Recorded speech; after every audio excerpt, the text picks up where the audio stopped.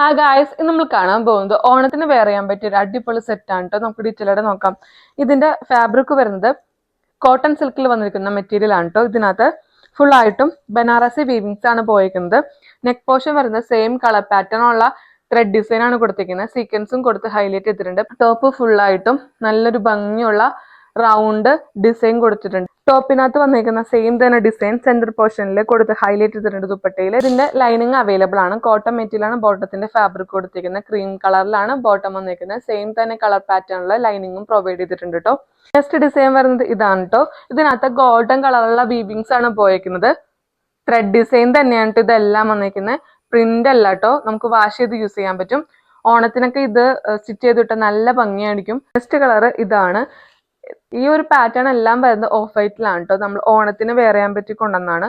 Portion വരുന്നത് നല്ല ഭംഗിയുള്ള ഫ്ലവർ ഡിസൈനിലാണ് കൊടുത്തിരിക്കുന്നത്. ത്രെഡ് ഡിസൈൻ ആണ് കേട്ടോ. ഹൈലൈറ്റ് ചെയ്യാൻ വേണ്ടി സീക്വൻസും കൊടുത്തിട്ടുണ്ട്. നെക്സ്റ്റ് ഡിസൈൻ വരുന്നത് ഇതാണ്. നെക്സ്റ്റ് പോർഷൻ വരുന്നത് ഇതാണ്.